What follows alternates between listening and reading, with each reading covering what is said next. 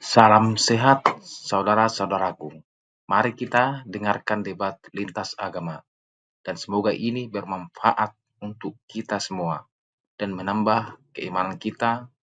Untuk itu, mari kita dengarkan baik-baik. Terima kasih. Melintir, cuman itu Iya, Pak, yang masalah bener Wak. gimana? Yang bener yang mana? Yang bener yang mana? Apanya yang benar yang mana? Coba bilang lagi. Muhammad apa? Muhammadku itu mah cuma Ah, salawat. itu Muhammadku. Bilang Muhammad. Kau ini tukang bohong loh, tukang pelintir. Bukan. Ini cuma nanya aja bang gini bang. Oke, Muhammadku, dengarlah seruanku, betul? Ya betul itu mah cuman Nah, itu. kalian salawat. meminta kepada Muhammad supaya seruan kalian didengar oleh Muhammad, betul? Udah jangan itu mah nggak usah Nah, dibahas. jangan nanti dibahas, nanti ketahuan. Mau nanya aja ini mah diskusinya bukan mau Berat saudara-saudara. diskusinya bukan Oke lah, Muhammad saya itu undang dulu, Tuhan, ya. yang Ustadz betulan. Aduh. Bagaimana ini Gus Wafi? Aduh. Bagaimana ini Gus Wafi? Sudah makin banyak saja Muslim yang kebingungan ketika ditanya berseru-seru kepada Muhammad. Saya tanya begini, Muhammadku, dengarlah seruanku. Mereka bilang, oh itu nggak berseru-seru katanya. Padahal jelas-jelas, dengarlah seruanku. Betul? Iya, artinya umat muslim berseru-seru kepada Muhammad, betul? Betul. Iya, kenapa kok banyak muslim gak ngaku ini Gus Wafi? Giliran kami orang Kristen berseru-seru kepada Yesus. Jangan menuhankan Yesus, kalian bilang. Giliran kalian berseru-seru kepada Muhammad, saya bilang, jangan menuhankan Muhammad. Marah. Standar ganda terus heran. Ya silakan Gus Wafi, itu tema yang bagus itu. Yuk kita bahas dulu lah yuk. Oke, kamu dulu lah. Ya, baik.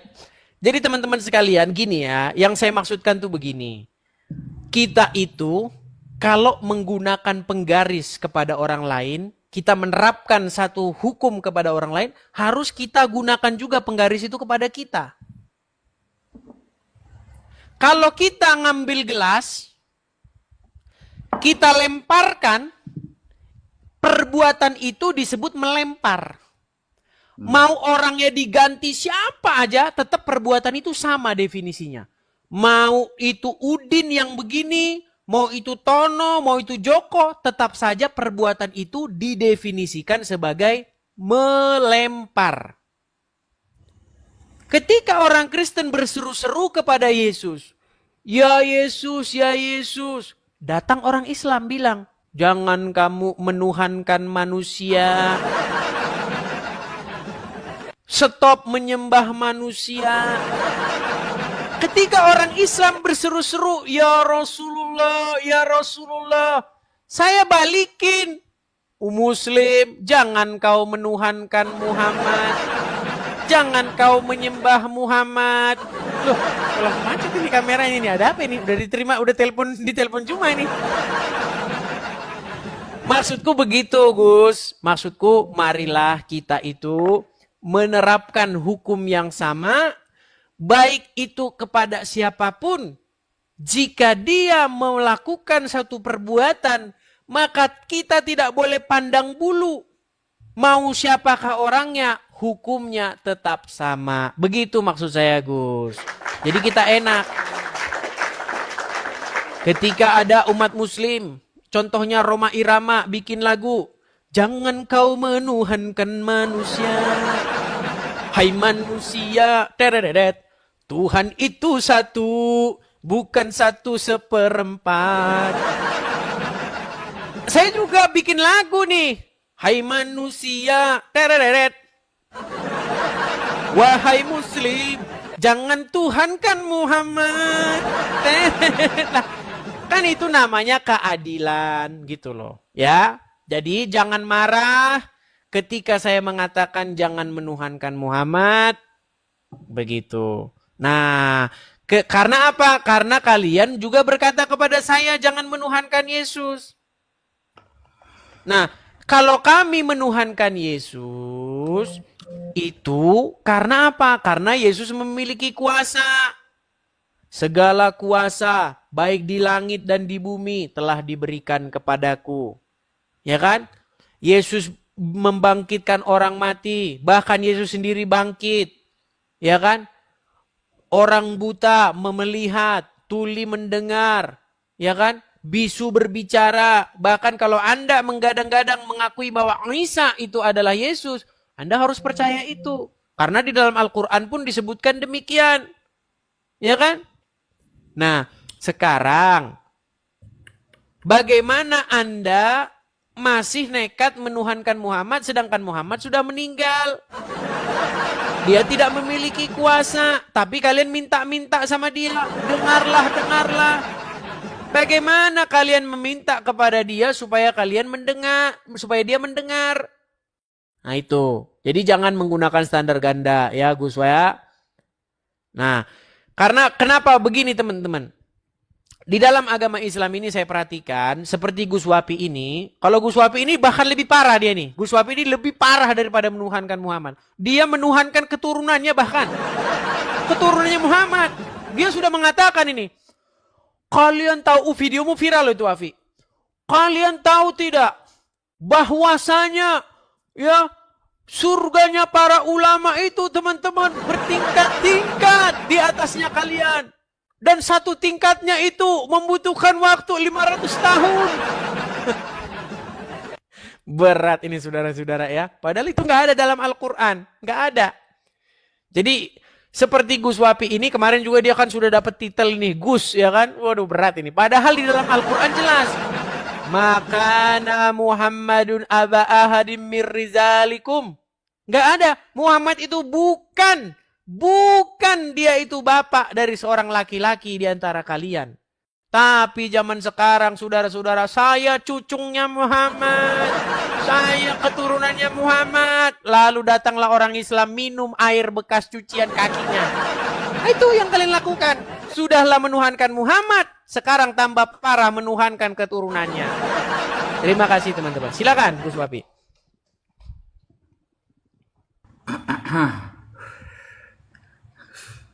Silakan.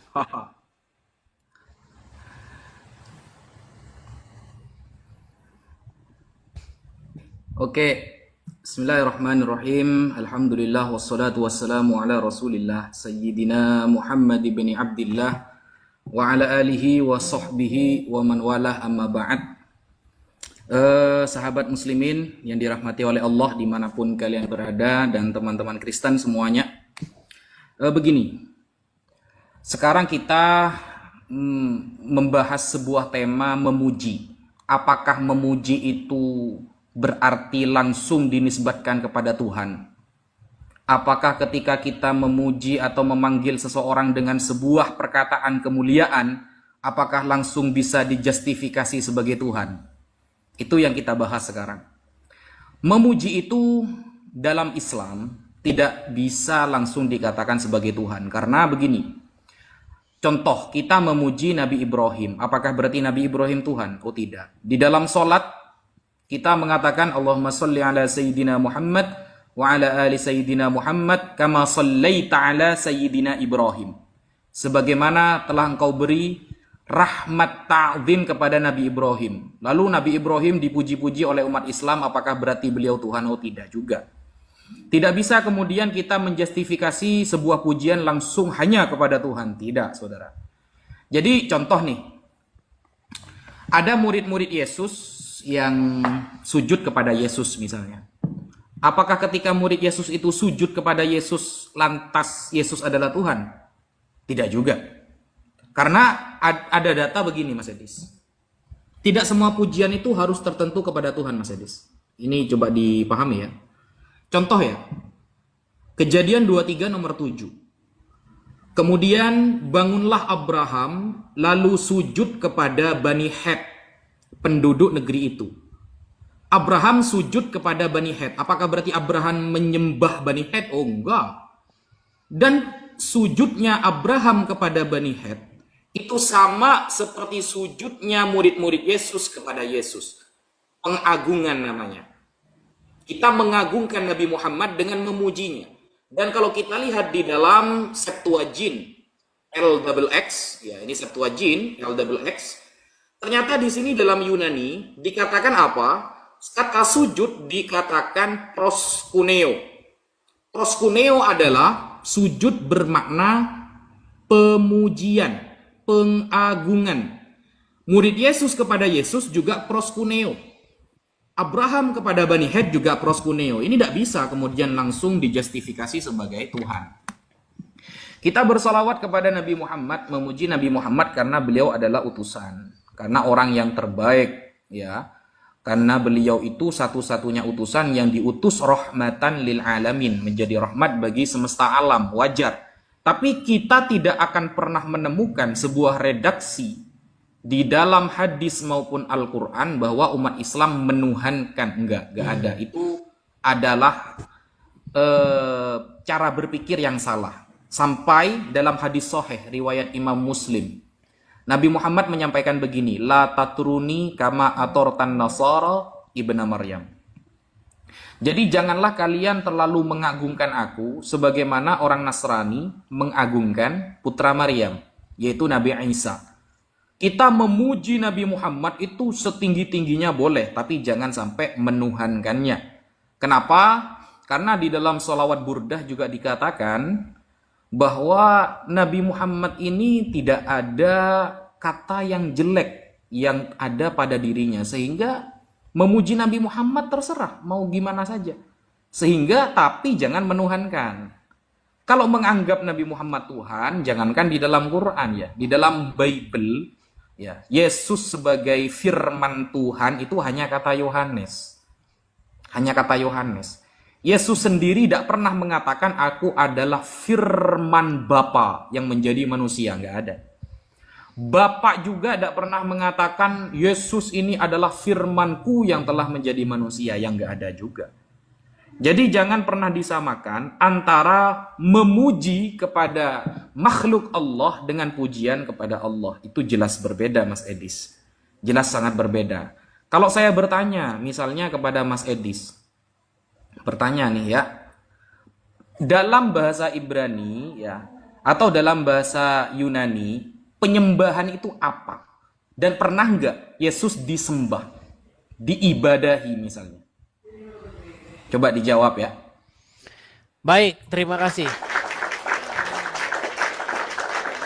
Kita tanggapi ya teman-teman ya, karena mereka ini sudah mulai menggunakan standar ganda. Begini Gus Wapi standar gandanya. Ketika kami orang Kristen di gereja memuji-muji, ya kan, memuliakan Yesus, bernyanyi-nyanyi, ya kan, berseru-seru kepada Yesus, kalian bilang, jangan diganggu ya, orang Kristen lagi beribadah. Jangan diganggu ya, orang Kristen lagi menyembah Yesus. Itu kesimpulan di tengah-tengah masyarakat. Tetapi kenapa ketika Muslim juga melakukan hal yang sama, mereka memukul gendang, mereka memukul rebana, menari-nari, ya, mereka sholawatan, ya, mereka berseru-seru, Muhammadku, Muhammadku, dengarlah seruanku. Kalian juga melakukan hal yang sama, berseru-seru, bernyanyi-nyanyi, memuji-muji Muhammad. Lalu kenapa tidak ada yang ngomong, awas, ya, jangan ganggu orang Muslim lagi beribadah, orang Muslim lagi nyembah Muhammad. Loh, ini namanya standar ganda Gus Wafi.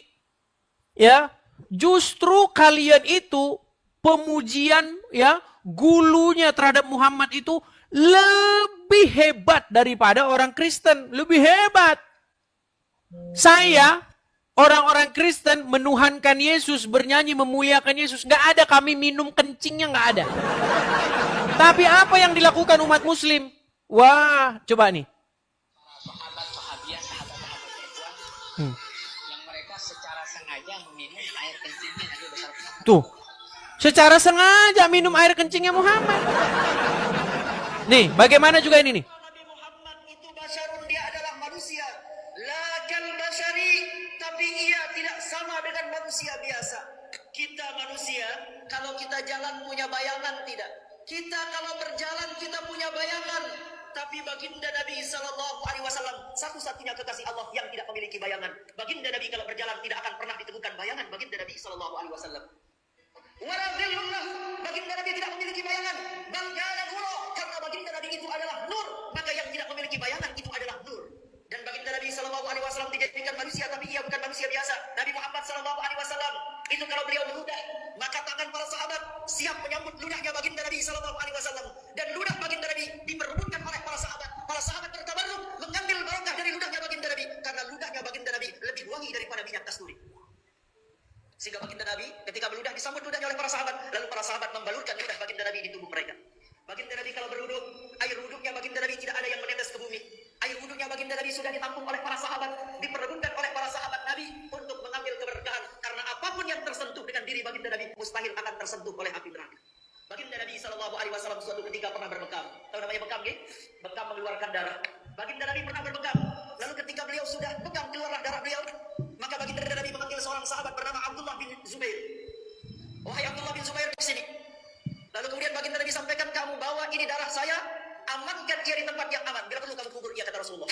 Maka kemudian selang beberapa waktu Abdullah bin Zubair melirik kiri kanan, gak ada orang. Sudah selesai. Maka baliklah ia kepada baginda Nabi. Lalu baginda Nabi bertanya kepada Abdullah bin Zubair, hei Abdullah bin Zubair, bagaimana dengan darahku, aman apa tidak? Abdullah bin Zubair menjawab, aman ya Rasulullah, beres ya Rasulullah. Beres gimana? Kamu sudah amankan di tempat yang aman? Sudah ya Rasulullah. Kamu jujur sekarang di mana kamu amankan darahku itu, sabda Rasulullah.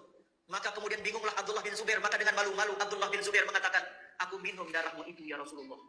Maka baginda Nabi Sallallahu Alaihi Wasallam mengangkat suaranya, siapa yang bersentuhan darahku dengan darahnya, maka mustahil ia akan disentuh api neraka. Darah baginda Nabi diminum oleh Abdullah bin Zubair, dan baginda Nabi katakan, engkau tidak akan disentuh oleh api neraka. Ketika terjadi perang Uhud, dalam perang Uhud, Ini masih panjang ya. Jadi ludahnya Muhammad direbutin oleh pengikutnya. Air bekas cucian wudhu tangan kakinya direbutin sama pengikutnya. Kencingnya bahkan diminum, darahnya bahkan diminum. Padahal tadi kamu mengatakan, janganlah kamu berlebih-lebihan terhadapku. Ada memang ya. Janganlah kalian berlebih-lebihan dalam memujiku, sebagaimana orang-orang Nasrani telah berlebih-lebihan memuji Isa putra Maryam. Aku hanyalah hambanya, maka katakanlah Abdullah wa Rasuluhu, katanya. Katakanlah hamba Allah dan Rasulnya. Tapi apa yang dilakukan oleh umat muslim? Ya, kalau kamu mengatakan tidak berlebih-lebihan, lebih parah. Kalian berlebih-lebihan. Sampai ludahnya kalian perebutkan. Bahkan sekarang keturunannya Muhammad, kalau ada celupin tangan ke aqua, wow, lomba minum. Lomba rebutan minum bekas air cucian kakinya. Itu yang kalian lakukan. Silakan.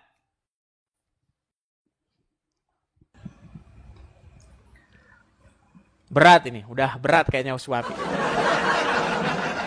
Silakan.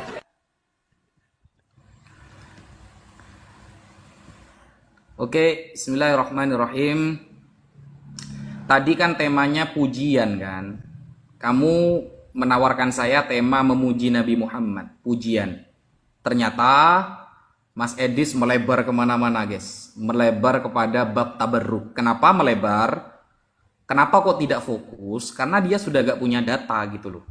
Data saya dari kitab Sahih Muslim. Nabi Muhammad mengatakan, muliakanlah aku tapi jangan sampai seperti memuliakan putra Maryam. Sampai menuhankan. Ada. Lalu saya sampaikan tadi di dalam Keluaran bahwa Abraham pun menyembah Bani Het, tapi kenapa kok dimaknai proskuneo dalam Yunani? Berarti kan sujud penghormatan, bukan penyembahan. Makanya saya di awal mengatakan, tidak bisa kemudian dikatakan kalau kita sujud langsung bermakna menyembah, tidak bisa. Saya memberi pertanyaan kepada Mas Edis, gak dijawab. Apakah pernah Bapak mengatakan Yesus itu adalah firman-Nya sehingga semua Kristen menganggap Yesus adalah firman Bapak? Enggak dijawab. Karena itu pujian.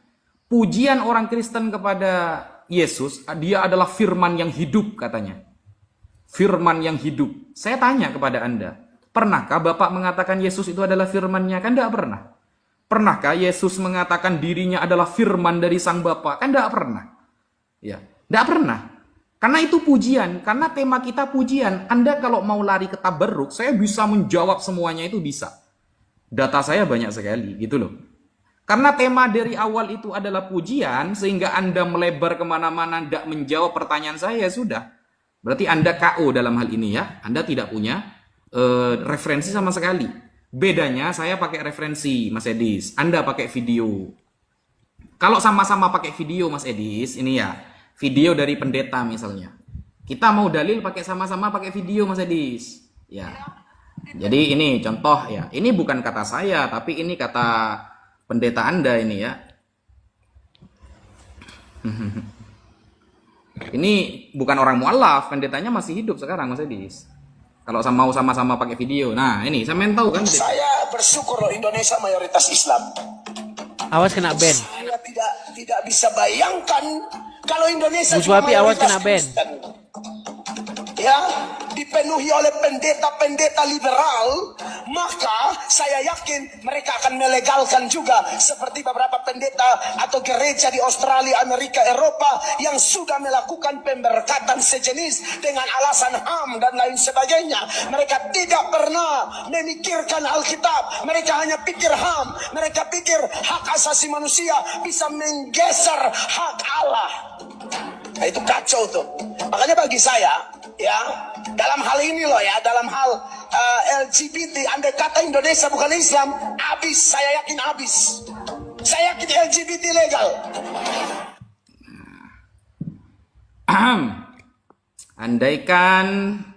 Andaikan Indonesia itu bukan Islam mayoritasnya, tapi Kristen, maka LGBT akan legal. Karena pendeta Mel Atok ini juga mengatakan di mana orang Kristen menjadi mayoritas, di situ kebejatan moral berada di mana-mana. Buktinya Amerika, mayoritasnya Kristen, kebejatan moral di mana-mana. LGBT dilegalkan, saudara. Kalau sama-sama pakai dalil video saya bisa, Mas Edis. Sama, bisa. Makanya saya mengarah kepada dalil saja, jangan lari ke ke video gak jelas gitu loh. Gak jelas. Bahkan yang saya katakan itu terlalu tinggi pemikirannya sampai melampaui Yesus itu Paulus loh. Coba kita lihat ya, apa yang disampaikan Paulus. Ini ya. 1 Korintus 4 nomor 15. Sebab sekalipun kamu mempunyai beribu-ribu pendidik dalam Kristus, kamu tidak mempunyai banyak bapa, karena akulah yang dalam Kristus Yesus telah menjadi bapakmu oleh Injil yang kuberitakan kepadamu. Bayangkan, Paulus menjadi bapak, saudara. Pertanyaannya, pernahkah Yesus menvalidasi tulisan Paulus? Pernahkah Yesus memuji Paulus? Ketemu aja enggak. Pernahkah Bapak mengatakan ikutilah tulisan Paulus? Berarti kalian sedang memuji siapa sebenarnya gitu loh. Kita temanya pujian. Jawaban yang di pertama belum saya dengar loh dari Mas Edis. Sekian. Baik, waktu habis. Saya jawab ya. Tunggu waktu Saya dulu, jawab. santai dulu. Oke, baik. Si Wapi dia sudah mulai senang karena sudah banyak supporternya. Ya, begini Gus Wapi ya. Pertama-tama tadi Anda memutarkan video dari Mel Atok. Ya.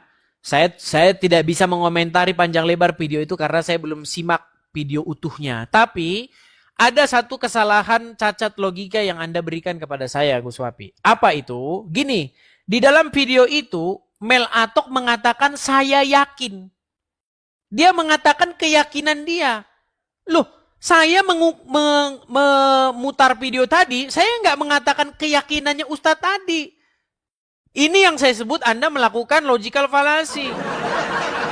Punya kecacatan berpikir. Kalau keyakinannya Mel Atok, itu nggak ada dasarnya karena keyakinan dia. Sementara Ustadz tadi, dia bukan mengutarakan keyakinan dia, tapi yang dikutip dari kitab. Sekarang saya tanya dulu Gus Wapi. Betul tidak menurut kitab-kitabnya umat muslim bahwa kencingnya Muhammad itu diminum? Betul atau tidak bahwa dari kitab-kitabnya umat muslim bahwa darahnya itu diminum? Betul tidak bahwa ludahnya Muhammad saja sahabat rebutan? Bahkan dikatakan keringatnya Muhammad itu harum seperti semerbak 1000 bunga. Dan waktu itu Andre Taulani ketika dia bikin acara dengan Sule, ya, mereka bilang apa? Itu badan atau kebon? Iya. Karena dikatakan keringatnya Muhammad tuh harum semerbak 1000 bunga, si Andre Taulani bilang, badan atau kebon? Dilaporkan polisi. Jadi bukan asal-asalan itu Gus Wapi. Itu bukan keyakinannya si Ustadz. Tapi mereka mengutip dari buku-buku Islam. Nah itu nanti silakan tanggapi apakah itu berisi kebohongan atau memang berisi fakta. Kemudian saya tanggapi. Masalah Abraham sujud kepada Bani Het. Kemudian banyak orang-orang juga bersujud kepada Yesus. Betul, betul sekali. Di dalam Bible tidak pernah ada larangan sujud kepada manusia. Nggak pernah ada larangan. Yang dilarang di dalam Bible itu sujud menyembah kepada ilah-ilah lain. Kepada berhala, kepada patung tuangan, kepada benda-benda yang tidak memiliki nyawa. Itu yang nggak boleh. Kalau bersujud sama orang nggak ada larangannya dalam Bible. Bahkan di dalam Al-Quranmu dikatakan ketika manusia diciptakan Adam, Tuhanmu di situ memerintahkan kepada seluruh malaikat, sujudlah kalian kepada Adam. Nggak ada larangan sujud itu, nggak ada. Nah tapi yang jadi masalah begini, di dalam hadis ada satu pernyataan Muhammad bilang begini, jikalau seandainya boleh sujud kepada manusia, maka aku akan memerintahkan seorang istri sujud kepada suaminya. Ini pernyataan Muhammad bertentangan dengan isi Al-Quran. Muhammad bilang, seandainya boleh kalau manusia itu sujud kepada satu sama lain, maka saya akan menyuruh istri bersujud kepada suaminya. Tapi karena nggak boleh dalam agama Islam. Ada hadisnya. Tapi sayang Muhammad lupa di dalam Al-Quran. Manusia pertama itu disujudin. Justru yang nggak mau sujud kepada Adam itu malah iblis. Nah di dalam Bible yang nggak boleh itu sujud kepada berhala. Itu yang nggak boleh. Akulah Tuhan Allahmu yang membawa engkau keluar dari tanah Mesir. Jangan perbuat bagimu patung yang menyerupai apapun. Baik yang ada di langit, di bumi, di atas, di bawah air, di atas bumi. Jangan kamu sujud kepadanya. Itu yang nggak boleh. Sujud kepada patung-patung berhala. Kalau sujud kepada manusia dalam Bible bertabur itu sujud kepada manusia. Bani seperti kau bilang tadi Abraham. Yakub bersujud kepada Esau. Ya kan? Kemudian Mephibosheth juga bersujud kepada Daud. Mephibosheth. Ya kan? Bersujud kepada Daud. Nggak ada larangan bersujud kepada manusia dalam Bible. Yang nggak boleh bersujud kepada berhala. Nah, sekarang tolong tanggapi saya, Gus Wapi. Kalau kalian mengatakan jangan berlebih-lebihan memuji Muhammad, nyata-nyatanya kalian sudah lewat daripada kewajaran. Mas, kencingnya diminum, ludahnya jadi rebutan. Makanya saya bilang inilah kalian yang menuhankan Muhammad. Karena kalian sudah bersifat gulu kepada seorang manusia saja, bahkan sudah meninggal. Lalu, apakah kami kepada Paulus? Enggak pernah kami menyebut-nyebut Paulus. Paulus enggak pernah ada. Ya, seperti itu tanggapannya. Silakan.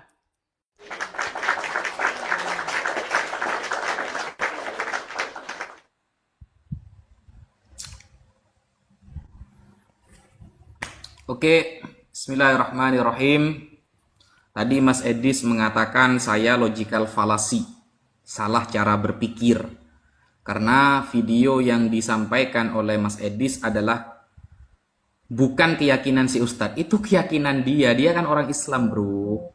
Dia itu orang Islam yang membaca sebuah kitab-kitab hadis. Maka sama seperti Mel Atok yang menunjukkan fakta yang terjadi. Bayangkan. Fakta yang terjadi, kita sampai sekarang tidak pernah minum kencing itu enggak. Kita fakta yang terjadi minum darah juga enggak. Enggak kita itu. Coba lihat fakta yang terjadi. Andaikan, kata pendeta Melatok ya, andaikan Indonesia itu mayoritas Kristen, maka LGBT juga akan dilegalkan. Sama seperti Amerika. negara yang mayoritas Kristen, Inggris, Jerman, Kanada, semuanya LGBT di apa namanya itu ya, dilegalkan. Kenapa? Itu fakta yang terjadi, Mas. Itu harus Anda terima. Makanya Anda itu menjadi umat mayoritas. Di negara-negara besar itu memang akan banyak kebejatan moral di mana-mana. Untungnya, kata Pendeta Mel Atok, Indonesia itu mayoritasnya Muslim. Begitu loh. Untungnya mayoritasnya Muslim. Jadi hal-hal yang buruk seperti itu gak legal. Itu fakta yang terjadi seperti itu. Harus bedain. Nah, kemudian yang dilarang itu bukan menyembah kepada manusia, tapi menyembah kepada patung, ya, menyembah kepada barang-barang yang tidak sujud kepada barang-barang yang tidak bernyawa. Itu kan yang nggak boleh kan di dalam Kristen kan? Oke, saya kasih contoh ya. Bukan hanya disembah, dicium sama umat Katolik. Jediar, selamat datang di kebenaran, saudara. Dicium sama umat Katolik patung Yesus. Ini kan benda gak bernyawa ini.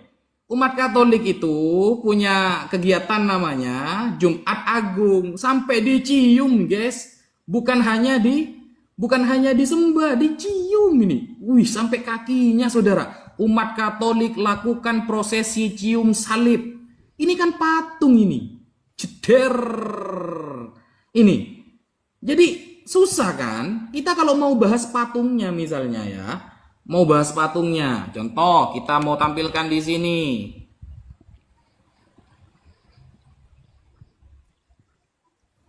Ya.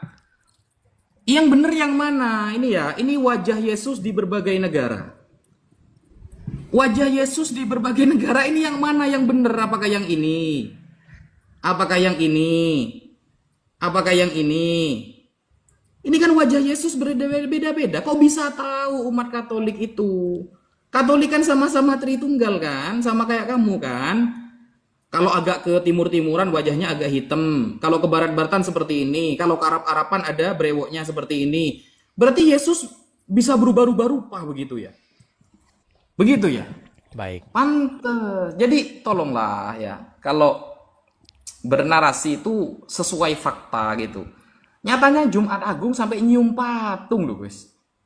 Dari mana ajarannya itu? Seharusnya Anda jangan fokus ke Islam. Nasihati dulu para Katolik itu. Bukan malah fokus ke Islam yang Anda temanya memuji, malah lari ke kencingnya Nabi Muhammad. Lari ke darahnya Nabi Muhammad. Lari ke keringatnya Nabi Muhammad. Lari ke nukhamahnya Nabi Muhammad. Kan kemana-mana temanya kalau seperti ini. Itu namanya bab tabarruk. Bab tabarruk. Tabarruk itu apa? Ziyadatul khair. Jadi kalau tema tabarruk nanti panjang. Darah yang disuruh minum, darah Yesus itu ya darah Yesus. Yesus mengajari dalam Bible, minumlah darahnya agar kalian kekal abadi bersamanya. Itu ada ayatnya. Ada nggak di dalam Al-Quran? Minumlah darah begitu. Ada nggak? Nggak ada. Tapi kalau dalam Bible, minumlah darah Yesus itu ada dalilnya. Ada dalilnya. Agar kalian hidup abadi, maka minumlah darah Yesus. Yesusnya mati. Sampai sekarang, mana? Ada nggak fakta sejarawan yang mengatakan Yesus itu bangkit lagi? Nggak ada. Itu cuma imani saja dari Kristen. Ada nggak fakta sejarah di luar Kristen yang menyaksikan atau menulis bahwa Yesus pernah bangkit? Berarti kan mati, tewas, tahlilan berarti. Kan begitu bro. Sekian. Baik, saya jawab ya. Tidak dijawab sama sekali sama Gus Wapi ya karena dia ketakutan saudara-saudara ya. Karena memang sekarang ini kan lagi perang nih Balawi sama Islam ini lagi perang. Dia nggak berani jawab, takut dia, takut, ngeri. Ngeri nih saudara-saudara. Jadi gini teman-teman, kenapa Wapi menghindar menjawab itu? Karena dia ketakutan. Kemarin dia udah debat sama guru gembul. Ya kan? Masalah nazab dari Balawi dan lain sebagainya. Udah jelas-jelas. Di dalam Al-Quran dikatakan Muhammad itu bukan. Surat Al-Ahzab 40. Makana Muhammadin aba ahadim mir rizalikum. Jelas. Muhammad itu bukanlah bapak dari seorang laki-laki pun di antara kalian. Tapi Gus Wapi bilang, oh mazhab. Tapi takut Wapi kalau bahas itu. Makanya dia nggak berani sentuh. Nggak berani sentuh. Kita ini kan tema kita masalah menuhankan. Sifat yang gulu berlebih-lebihan kepada sesuatu itu dapat dihukumi sebagai menuhankan. Misalnya di dalam surat At-Taubah ayat 31. Di situ ada penyebutan mereka menuhankan rahib-rahib dan alim ulamanya. Kenapa? Menurut penjelasan Muhammad sendiri yang jelasin kepada Adi ibn Hatim yang datang menemui Muhammad ketika Muhammad membaca ayat itu. Mereka menuhankan alim ulamanya. Adi bin Hatim bilang, wahai Rasulullah, sesungguhnya kami tidak menuhankan alim ulama kami. Apa kata Muhammad? Kalian bersifat berlebih-lebihan. Bahkan jika ulama itu mengharamkan yang halal, kalian turuti. Menghalalkan yang haram, kalian turuti. Itu yang umat muslim lakukan kepada Muhammad. Gimana sih? Contoh, di dalam Al-Quran, darah itu tidak boleh dikonsumsi. Tapi pengikutnya Muhammad, minum darahnya Muhammad. Minum darahnya Muhammad. Coba, berani nggak kau sentuh itu? Pasti nggak berani. Al-Quran jelas-jelas melarang minum darah. Tapi pengikutnya Muhammad diminum darahnya. Darah betulan diminum. Dracula, kata Abdul Somad. Nah, terus dikatakan lagi. Di dalam Al-Quran, jangan kamu mengucapkan perkataan yang tidak benar. Katakanlah perkataan yang benar. Dikatakan dalam surat Al-Ahzab 70. Tapi umat muslim, oh boleh bohong. Makanya saya bilang, ketika Muhammad menghalalkan yang haram, sama orang muslim dikerjakan. Nah itulah yang kalian lakukan kepada Muhammad. Berlebih-lebihan, gulu. Bahkan bukan hanya Muhammad saja, keturunannya. Termasuk Gus Wafi ini. Dia sangat melebih-lebihkan keturunan Muhammad. Oh, keturunan Muhammad zuriat Nabi. Ya, mencari barokah. Bagaimana seperti itu? Ada nggak dalam Al-Quran? Ya kan? Coba itu Anda jawab. Anda takut pasti membahas itu. Nah, kemudian tadi Anda bilang pendapat loh, itu pendapat. Pendapatnya Mel Atok. Sedangkan yang di dalam yang Ustadz tadi, dia bukan bilang pendapat, dia mengutip ayat. Mel Atok kan bilang, jikalau seandainya mayoritas. Tapi kalian tahu Gus Wapi, kalau mayoritas Islam, ya mayoritas Islam, contoh Afghanistan, Pakistan, Syria, Irak, itu yang ada hancur, negara kacau balau, berantakan, rakyatnya lari kemana-mana. Karena negaranya hancur, perang, tidak berkesudahan, itu. Contoh Indonesia, apa yang terjadi? Antri gas, korupsi di mana-mana, dana haji korupsi, pengadaan Al-Quran dikorupsi. Loh, Gus Wapi, misalnya ini, kamu kan bilang, kalau Amerika gini-gini, kamu mana tahu orang kamu aja kesini aja nggak pernah. Emang kamu pernah kesini? Loh, jadi jangan bilang begitu. Itu masalah pendapat-pendapat. Kita nggak bilang masalah itu, nanti jadi panjang lebar. Fokus saja ke tema ini. Ya. Jadi jangan bahas lari ke biti-biti, lari kemana-mana. Apa ini? Justru sekarang, ya presiden sekarang ini kan sangat Kristiani nih. Bahkan kemarin pelantikannya sampai doa-doa Kristen segala, ya kan? Satu-satunya. Nah, sekarang, presiden sekarang itu akan menegaskan tidak ada lagi ruang ya bagi perempuan jadi-jadian untuk masuk ke tempat perempuan. Karena ingin ditegaskan di perbedaan gender ini biar jelas. Yang ada laki-laki dan perempuan. Ya makanya karena Kristen gitu loh. Gimana sih Wapi ini? Jadi jangan melebar kemana-mana. Fokus nih ya kepada penuhanan Muhammad. Kalau kami menuhankan Yesus jelas. Kami memuji, memuliakan. Ya kan? Kami menaikkan puji-pujian penyembahan kepada Yesus jelas. Tapi kalian lebih daripada itu. Tapi kalian gak ngaku menyembah Muhammad. Nah, menuhankan Muhammad. Silakan Gus Wapi. Fokus ke situ, jangan kemana-mana, yuk.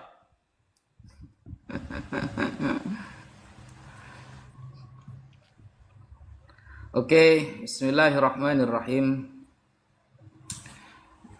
Apakah tentang LG tadi itu atau kaum warna-warni itu adalah keyakinan Mel Atok? Oke, kita lihat ya. Kita lihat apakah itu keyakinan pribadi dia. Jediar. Selamat datang di kebenaran Mas Edis. Apa temanya ini? New Gay Bible Tit to Counter Homophobia. Jadi Bible yang sudah begini itu ada semua. Itu keyakinan. Itu keyakinannya atau enggak, di barat sudah dilegalkan, Bro. Sudah dilegalkan. Bahkan di Kanada sudah menjadi pelajaran. Ini bukan keyakinan. Bukan keyakinan pribadi ini, Bro. Ini warna-warni kaum seperti ini bukan dari Islam. Begitu loh. Sudahlah, kamu ini jangan mengatakan bahwa ini keyakinan pribadi. Ini memang sudah benar, faktanya memang ada, gitu loh. Kemudian ajaran meminum darah. Apakah ada ajaran meminum darah? Ada. Yohanes 6 nomor 53. Ini ya. Maka kata Yesus kepada mereka, Aku berkata kepadamu, sesungguhnya jikalau kamu tidak makan daging anak manusia, disuruh makan dagingnya Yesus, dan minum darahnya, disuruh minum darahnya Yesus. Bayangkan darahnya, N-nya besar, kembali ke Yesus. Maka kamu tidak mempunyai hidup di dalam dirimu. Wah, gimana? Bayangkan kitab suci disuruh minum darah Yesus agar kehidupannya itu tenang. Ajaran minum darah itu di dalam Bible, Bro, bukan di dalam Islam, gitu loh. Kemudian kita lihat At-Taubah yang kamu bawa tadi ya. At-Taubah nomor 31, kita ambil. Bismillahirrahmanirrahim. Ittakhadhu ahbarahum wa ruhbanahum arbaban min dunillahi wal masih ibn Maryam wa ma umiru illa liya'budu ilahan wahida. Jadi mereka menjadikan rahib-rahib mereka, rabi-rabi mereka, ulama-ulama mereka sebagai arbaban, jamak dari Rabbun. Arbaban sebagai Tuhan-Tuhan min dunillah, selain Allah. Dan juga mereka menjadikan wal Masiha Isa bin Maryam, menjadikan Yesus Nabi Isa sebagai Tuhan selain Allah. Ini justru menyerang kamu. Ayat ini justru menyerang kamu, Edis. Janganlah menyembah selain Allah, karena orang-orang terdahulu menjadikan rahib, rabi-rabi dan Yesus sebagai Tuhan selain Allah. Makanya baca ayat itu sampai sempurna. Karena wama umiru, tidaklah mereka diperintahkan illa liya'budu, kecuali mereka harus menyembah ilahan wahida, Tuhan yang satu. Siapa? La ilaha illahu, kecuali hanya Allah yang Tuhan. Subhanahu amma yusyrikun, maha suci Allah dari apa-apa yang mereka persekutukan. Jadi Yesus pun di sini tidak boleh disembah, Mas Edis. Nah, ayat ini justru ngampol kamu, gitu loh. Nah, kemudian kita lihat maksud penyembahan mereka kepada rahib-rahib mereka apa? Innahum la ya'budul ahbar warrohban. Qulna ma'nahu annahum ata'uhum fi ma'siyatillah wastahallu ma ahallu wa harramu ma harramu. Mereka menghalalkan yang haram. Mereka mengerjakan yang maksiat. Pernahkah kita ikut Nabi dalam hal maksiat? Tidak pernah. Pernahkah Nabi Muhammad menyuruh kita kepada perkara yang haram? Enggak pernah. Makanya mereka ini menuhankan karena mengikuti perkara yang haram. Begitu loh maksudnya ayat itu. Ayat itu nampol kamu yang menyembah Yesus, bro. Gitu loh. Makanya temanya ini memuji disebut dengan menuhankan. Pertanyaan saya di awal gak dijawab loh. Pernahkah Bapak memuji Yesus adalah firman-Nya? Gak ada jawaban. Sampai detik ini gak ada jawaban. No way. Iya, teman-teman ya. Jadi tidak disentuh sama sekali ya. Gus Wapi takut, lari terbirit-birit, nggak berani jawab. Kenapa Gus Wapi lari terbirit-birit? Jawab itu pertanyaan saya. Bagaimana dengan darahnya Muhammad yang diminum pengikutnya? Jawab dong, jawab. Masa nggak berani jawab? Bagaimana dengan ludahnya Muhammad yang para sahabat rebutan? Jawab. Masa nggak dijawab sama sekali? Repot dia saudara-saudara baca-baca Bible, udah baca Bible salah lagi. Saya tanggapi, kalau saya, aduh kita jawab teman-teman. Dia mengutip tentang Bible biti-biti. Mau Bible biti-biti, mau Bible apa itu nggak masalah. Yang jelas apa isi Bible gitu loh. Anda mau bilang orang percaya Bible biti-biti apa segala macam, terserah mereka. Apa isi Bible? Nih saya bacakan. Imamat 18 ayat 22.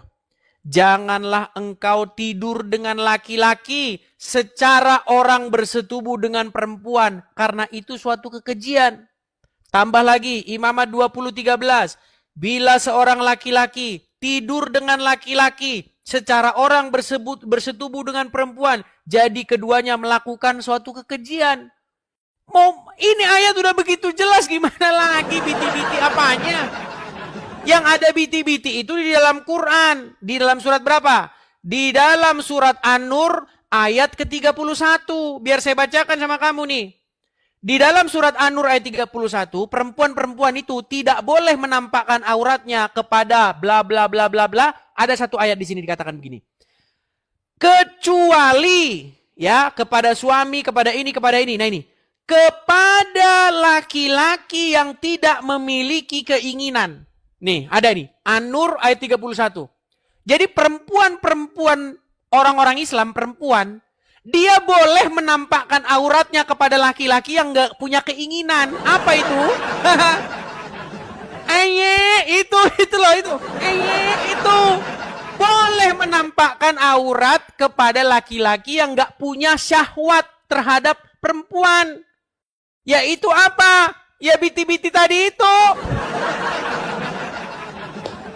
Aduh, Wapi ditampol sama kitabnya sendiri, ditampol.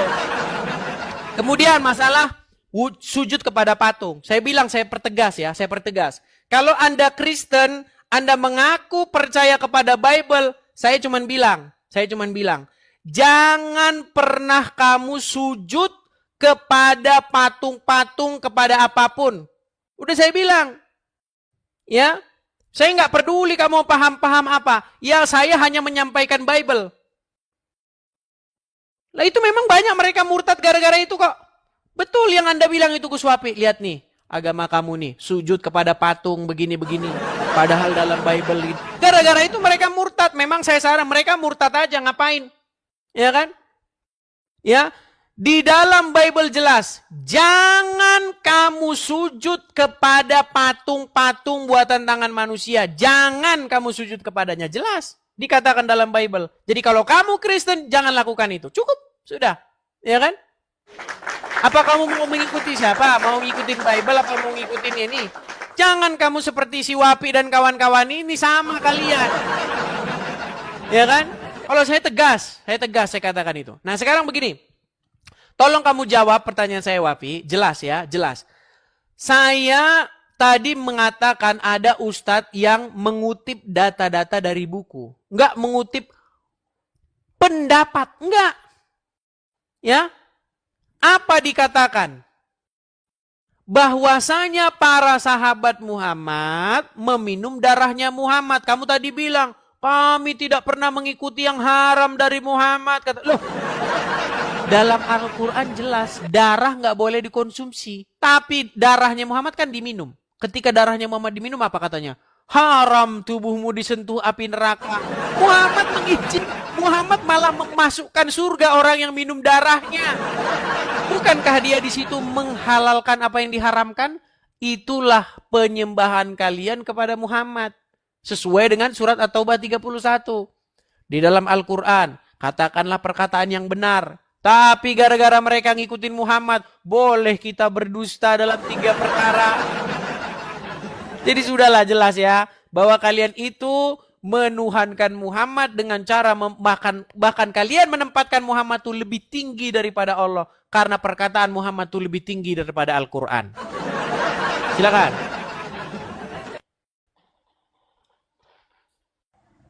Tambah pusing dia sekarang, udah mumet pusing. Gimana ini ya? Silakan. Oke, bismillahirrahmanirrahim. Jadi sepertinya pertanyaan kita gak dijawab ya. Kapankah Bapa Allah memuji Yesus sebagai sang firman-Nya? Gak ada. Itu gak ada, guys. Sampai kiamat dia tidak akan jawab itu. Atau Yesus sendiri pernah gak mengaku bahwa dirinya adalah firman yang jadi manusia? Gak ada. Gak ada, saudara. Itu hanya perkataan Yohanes yang gak ada itu. Rujukannya gak ada itu. Ya, itu gak akan dijawab. Mengenai darah Nabi, sudah saya jawab di awal. Itu adalah tabarruk. Sampai paham gak sih saya bilang tabarruk? Tabarruk itu apa? Ziyadatul khair. Sudah saya jawab di awal. Para sahabat bertabaruk kepada Nabi. Apakah berarti sahabat menuhankan Nabi? Ya enggak lah. Nabi pernah bertabaruk kepada sahabat? Pernah. Ketika Nabi datang kepada Al-Matahir, tempat seperti air yang menggenang di sebuah kolam, lalu Nabi wudhu dan meminum air itu, apa kata Nabi? Yarju barokata aidil muslimin. Mengharap berkah dari sisa-sisa air wudhu umat Islam. Nabi bertabaruk kepada para sahabat. Apakah Nabi berarti menuhankan para sahabat? Tidak, gitu loh.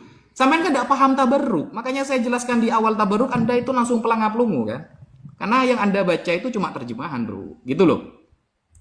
Kalau ya Anda mengatakan nih bahwa paham LG ya warna-warni itu, kaum warna-warni itu adalah pekerjaan yang salah. Meskipun Bible-nya berwarna-warni, yang penting isinya. Nah, kalau yang penting isinya, maka kita lihat bagaimana pemahaman orang barat mengenai Bible yang mendukung kaum warna-warni, saudara. Saya pakai data gitu loh. Kaum warna-warni ini ketampol kamu sama data kamu gitu lah. Ini bukan websitenya Islam ya. Bukan website Islam ini ya. Santo ini, milik Santo ini, bro. Ya, apa di sini? Apa yang Alkitab katakan tentang ini? Ya. Ketertarikan sesama jenis dan menjadi transgender. Nah, satu, Tuhan mencintai orang-orang Tuhan mencintai orang-orang tidak, ini ya, tidak ada yang dapat memisahkan kita dari kasih Allah. Roma 8 nomor 38. Pesan ini ditujukan untuk semua orang termasuk individu. Kemudian ini ya, ajaran ini memang ada ini loh.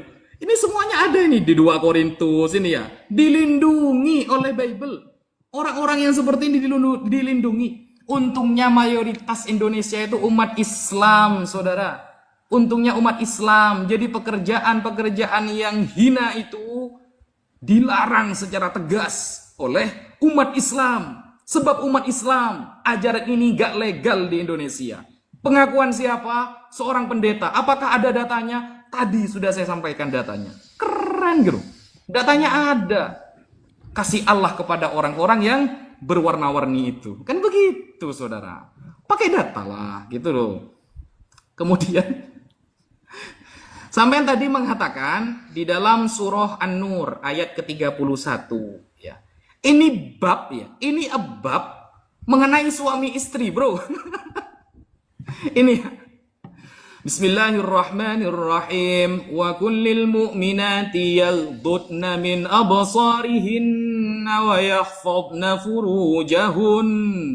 Jadi diperintahkan untuk orang-orang Islam yang perempuan untuk menjaga pandangannya dan menjaga farjinya. Wala yubdina zinatahunna illa ma dhahara minha. Tidak boleh menampakkan bagi wanita-wanita muslim yang sudah balik, menampakkan kepada lelaki-lelaki lain kecuali ma dhahara minha, seperti tangan ya, wajah. Ini bab aurat namanya.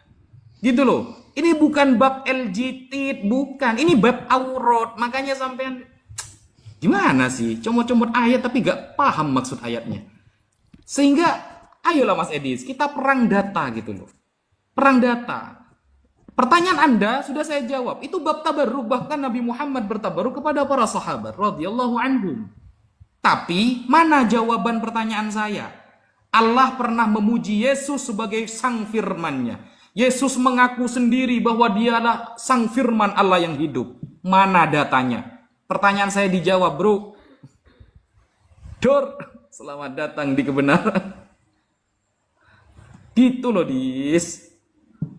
Pakai data lah. Baik, sama sekali tidak dijawab ya sama si Wapi ya.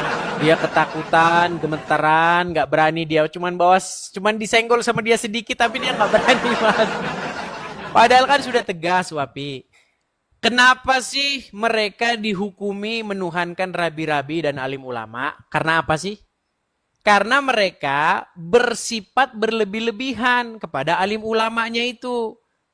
Contohnya ulama itu menghalalkan yang haram, dituruti. Atau mengharamkan yang halal, dituruti. Kan itu hukumnya. Makanya saya bilang penggaris yang sudah ditetapkan itu diterapkan juga kepada Islam. Apakah Muhammad menghalalkan yang haram? Loh, jelas. Di mana Muhammad menghalalkan yang haram? Contohnya kalau Muhammad menghalalkan yang haram. Contoh. Di dalam Al-Quran, darah tuh nggak boleh dikonsumsi. Nggak boleh. Mana ada boleh minum darah dalam Al-Quran? Nggak boleh. Tapi, katanya Gus Wapi, oh kalau darah Muhammad boleh. Namanya tabarruk, mengalap berkah, mencari berkah. Makanya saya bilang, kalian ini sudah menuhankan Muhammad dengan cara menghalalkan yang haram. Gitu loh. Apakah Muhammad pernah juga menghalalkan yang haram lagi? Ada. Contohnya apa? Bohong. Bohong. Salah satunya adalah bohong dalam 3 perkara. Di dalam Al-Quran surat Al-Ahzab ayat 70. Ya ayyuhallazina amanu. Wahai orang-orang yang beriman. Katakanlah ucapan yang benar. Qaulun sadida atau apa itu? Ucapkan perkataan yang benar. Disuruh Quran ngomong yang benar, ngomong tuh yang benar. Tapi kata Muhammad, boleh bohong, saudara. Dalam 3 perkara boleh bohong. Jelas. Apakah Muhammad membolehkan bohong? Jelas. Apakah Muhammad membolehkan minum darahnya? Bahkan kata Muhammad, barang siapa yang darahnya bercampur dengan darahku, haram disentuh api neraka. Kata Muhammad terhadap orang yang minum darahnya. Padahal minum darah itu nggak boleh dalam Quran. Itu. Nah kalau berhukum yang sama Wapi, berhukum yang sama, sebagaimana mereka dihukumi menuhankan rahib-rahib dan alim ulamanya, karena mereka mentaati mereka tanpa batas, berbuat berlebih-lebihan mematuhi tanpa batas, seperti menghalalkan yang haram diikuti, maka kalian harus dihukumi juga menuhankan Muhammad karena kalian berbuat berlebih-lebihan kepada Muhammad. Kalau kami menuhankan Yesus jelas. Ya kan? Jelas kami mengakui itu. Kami memuji, memuliakan, berseru-seru kepada Yesus jelas. Jelas. Ya kan? Nah, lalu sekarang yang jadi masalah Gus Wapi, kenapa kalian berstandar ganda? Bahkan di dalam Al-Quran, di dalam surat At-Tahrim ayat yang pertama. Ya ayuhan nabi, wahai nabi, mengapa engkau mengharamkan yang halal? Karena engkau hendak menyenangkan hati istri-istrimu. Jelas Muhammad mengharamkan yang halal. Dia haramkan yang halal demi apa? Demi senangkan istri-istrinya. Jelas itu At-Tahrim ayat yang pertama. Diharamkan sama dia Maria Kipti. Saya mengharamkan Maria Kipti, tidak akan lagi saya menggaulinya. Atau saya mengharamkan madu. Padahal dihalalkan. Tapi sama Muhammad diharamkan karena dia hendak menyenangkan istri-istri. Itu. Jadi Gus Wapi, kalau pakai standar yang sama, kalian itu sudah menuhankan Muhammad. Darahnya kalian minum. Apa dalam Al-Quran dilarang kok minum darah? Coba. Itu dulu jawab, fokus ke situ, jangan lari kemana-mana. Kalau kami menuhankan Yesus, memuliakan Yesus, memuji, menyembah, jelas kami akui itu, jelas. Ya kan? Aku mengasihi Engkau Yesus dengan segenap hatiku. Kami nyanyi, ya. Kalian bilang juga sama Muhammad, ya Rasulullah, ya Rasul. Kalian juga begitu manggil-manggil Muhammad. Muhammadku, dengarlah seruanku. Masalahnya kalian gak ngaku nuhanin Muhammad gitu loh. Ngaku kalian itu penyembah Muhammad, ngaku. Ayo. Biar kita adil, biar kita imbang. Silakan. Silakan.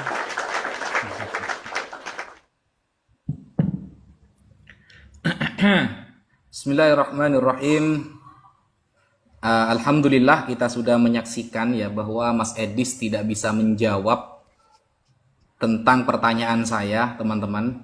Saya sudah menjawab tentang tabarruk, tapi Mas Edis ternyata tidak paham apa tabarruk gitu loh. Ingat, mutabarrak bih, orang yang ditabarruki itu harus memiliki khususiat, Mas Edis. Ya, khususiat. Sesuatu yang khusus, yang menjadi mustasnayat, yang menjadi pengecualian dari hukum yang umum. Itu tidak paham sampean. Saya kalau terangkan sampai sana tidak bisa, karena Anda mencari lafal robbahu saja pusing. Mencari lafal robbahu aja Anda tidak bisa gitu. Apalagi saya terangkan tentang bab khususiat, jelas gitu. Padahal di awal, yang saya baca di dalam Yohanes 6 itu, yang nyuruh minum darah itu Yesus. Dan pertanyaan saya di awal yang tidak terjawab sampai detik ini adalah, pernahkah Allah mengakui Yesus sebagai sang firman yang menjadi manusia? Pernah enggak? Enggak pernah. Pernahkah Yesus mengakui bahwa dirinya adalah sang firman yang menjelma jadi manusia? Enggak pernah. Itu perkataan Yohanes. Markus gak pernah ngajari itu. Matius gak pernah ngajari itu. Kemudian Markus, Matius, Lukas gak pernah ngajari seperti itu. Paulus gak pernah ngajari seperti itu. Jadi itu catatan pribadi Yohanes yang gak ada rujukannya. Dan itu jelas sesat dan menyesatkan. Karena gak ada rujukannya, Mas Edis. Dari mana taunya? Kalau Yesus itu adalah sang firman yang menjadi manusia. Siapa yang ngomong seperti itu? Yesus gak pernah ngajari. Paulus gak ada. Markus, Matius, Lukas gak ada. Itu mana jawabannya? Jawabannya mana? Saya sudah jawab tabarruk, khususnya gak bisa Anda. Makanya begini loh. Sehingga para ulama menyampaikan ini. Dzalika min khususiyatin Nabi sallallahu alaihi wasallam allati infarada biha fil hukmi ala sairil ummah. Nabi itu memiliki kekhususan yang tidak terprediksi oleh hukum yang umum. Wahya khususiyatun katsirah jama'aha ahlul ilmi fil mujalladat. Itu banyak kajiannya.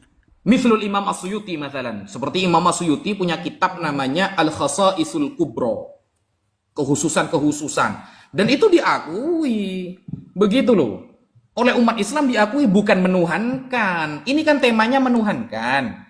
Saya minta bukti teks tertulis. Umat Nabi menuhankan Nabi Muhammad. Ada nggak teks tertulisnya? Nggak ada. Nggak ada. Teks tertulis Nabi Muhammad dituhankan. Ada nggak teks tertulisnya? Nggak ada. Makanya Nabi Muhammad, kalau ada di Kristen, pasti beliau dituhankan sama umat Kristen. Itu diakui oleh Edis itu. Nabi Muhammad kalau sampai ada di Kristen, teman-teman, dia tuh selevel dengan Bapa, bayangkan. Selevel dengan Bapa. Kenapa? Karena bagi kita ya, bagi kita ada para sahabat bertabarruk dengan darah Nabi, itu biasa, namanya tabarruk gitu loh, bukan menuhankan. Bukan menuhankan itu. Coba, ada nggak bukti tertulisnya? Nabi Muhammad pernah dituhankan? Nggak ada. Nggak ada. Sehingga di dalam surah Al-A'raf misalnya ya, ini saya buka surah Al-A'raf.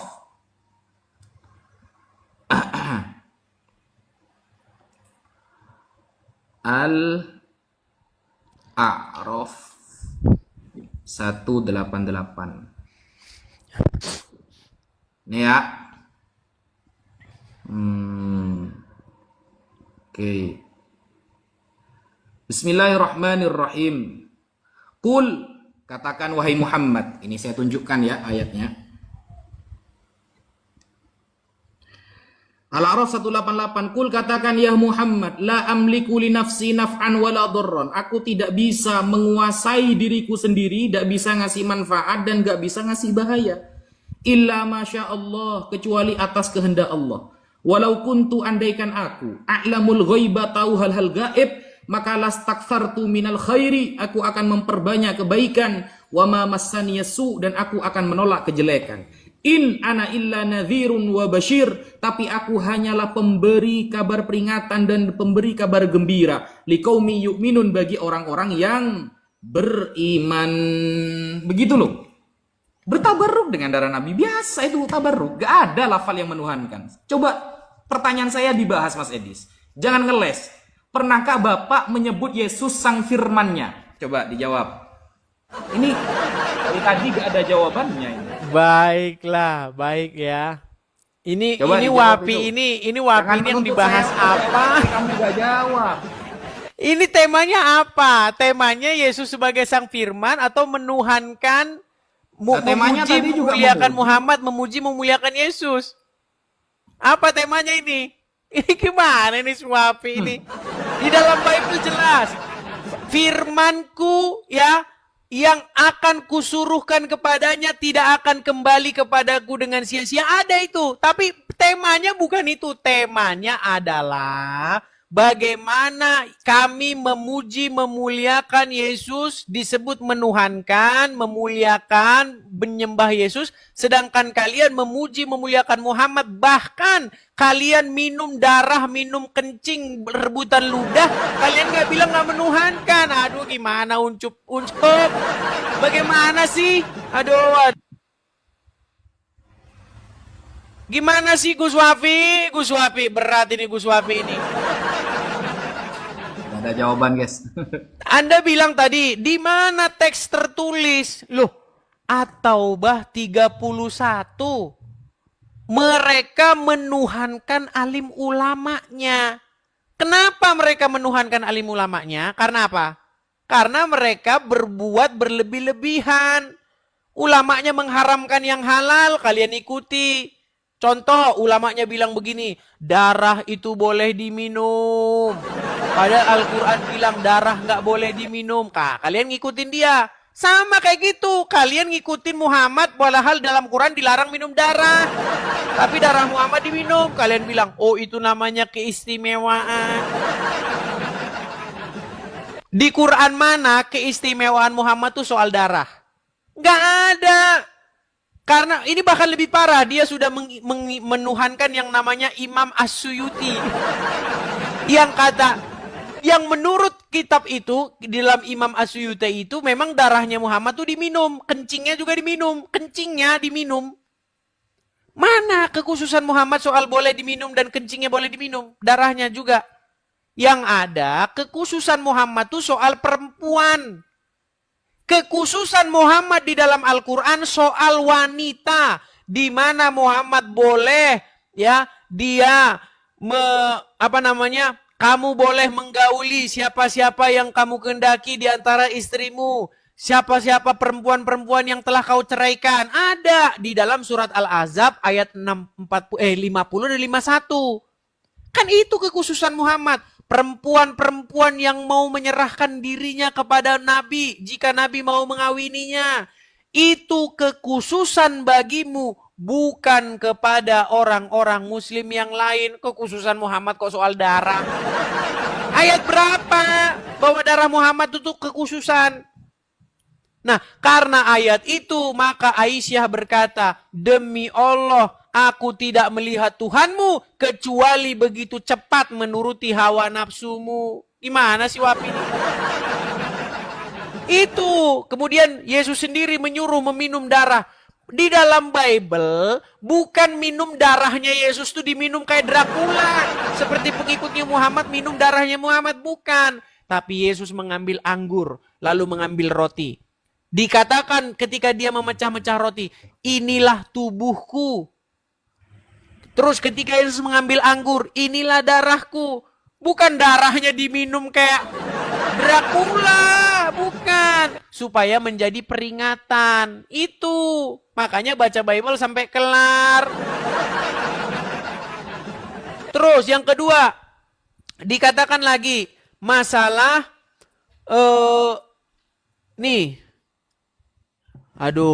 iman. Oh kok iman? Nah ini saking banyaknya tadi saya catat poinnya ini. Islam dikatakan menuhankan Muhammad, teks tertulisnya. Itu tadi kembali ke At-Taubah 31. Coba dulu Wapi tegaskan. Kenapa di situ disebutkan mentuhankan alim ulamanya? Karena apa? Karena alim ulama itu menghalalkan yang haram atau mengharamkan yang halal. Kalian ikuti. Sama seperti Muhammad yang menghalalkan yang haram. Apa yang dihalalkan Muhammad yang tadinya haram? Darah. Darah boleh diminum. Bahkan katanya masuk surga orang yang minum darahnya. Padahal di dalam Al-Quran dikatakan, katakanlah, aku tidak tahu apa yang akan diperbuat terhadapku dan juga terhadapmu. Muhammad suruh ngomong gak tahu, tapi Muhammad malah ngomong kamu akan masuk surga. Katanya Quraisy Shihab aja bilang, Muhammad sendiri tidak dijamin masuk surga. Aduh, berat. Muhammad saja nggak tahu dia masuk surga atau tidak, Gus Wapi, menurut hadis. Oke. Silakan jawab.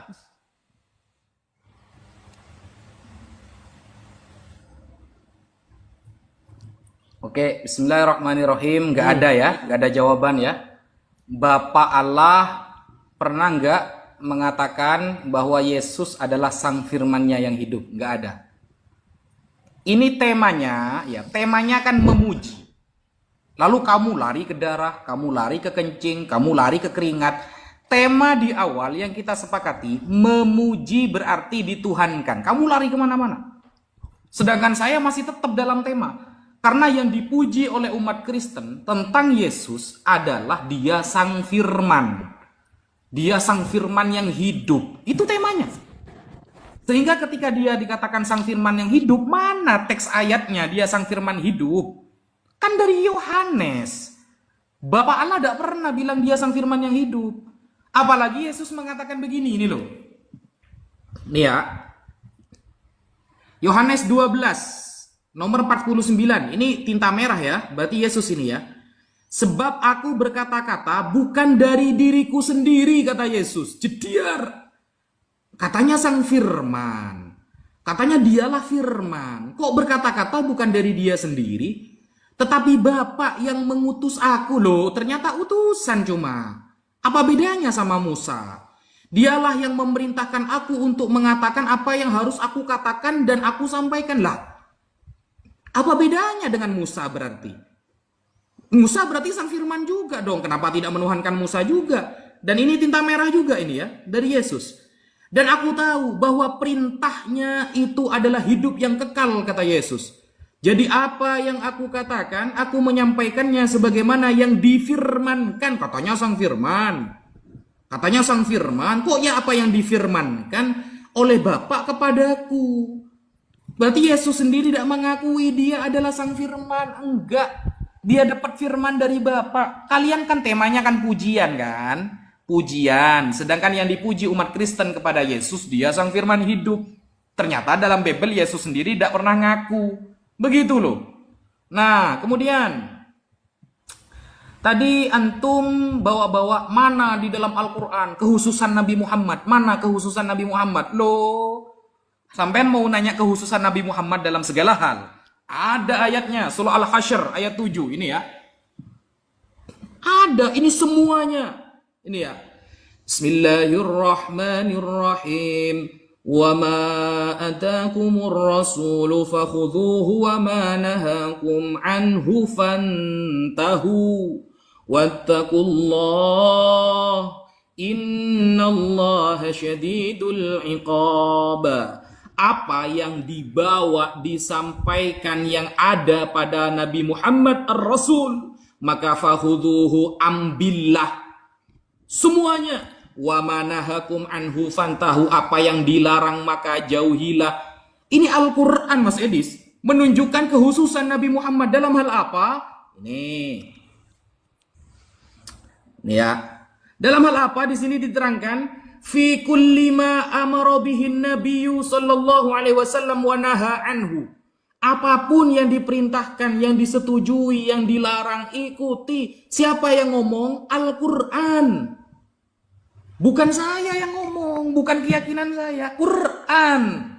Wahyu Allah. Gitu loh. Legalitasnya ada. Sekarang saya tanya. Legalitas untuk mengikuti Paulus mana? Legalitas mengatakan bahwa Yesus Sang Firman yang hidup mana legalitasnya? Cuma tulisan Yohanes yang gak bisa dipertanggungjawabkan secara ilmiah. Gak ada kan? Di Al-Quran, kehususan kepada Nabi Muhammad ada seluruh yang disampaikan oleh Nabi Muhammad ambil. Yang disetujui Nabi Muhammad ambil.